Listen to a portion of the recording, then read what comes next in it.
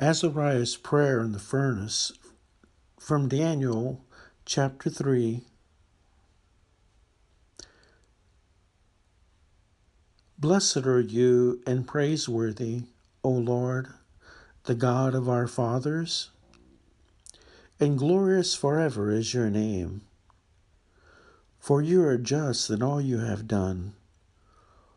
All your deeds are faultless, all your ways right, and all your judgments proper. For we have sinned and transgressed by departing from you, and we have done every kind of evil.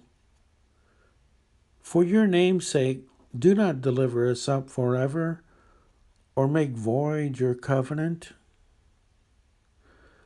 Do not take away your mercy from us, for the sake of Abraham, your beloved, Isaac, your servant, and Israel, your Holy One, to whom you promise to multiply their offspring like the stars of heaven or the sand on the shore of the sea. For we are reduced, O Lord, beyond any other nation, brought low everywhere in the world this day because of our sins.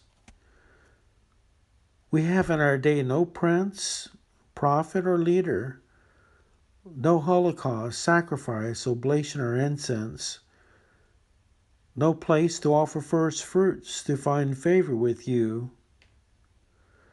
But with contrite heart and humble spirit, let us be received as though it were a holocaust of rams and bullocks, or thousands of fat lambs. So let our sacrifice be in your presence today, as we follow you unreservedly. For those who trust in you cannot be put to shame. And now we follow you with our whole heart.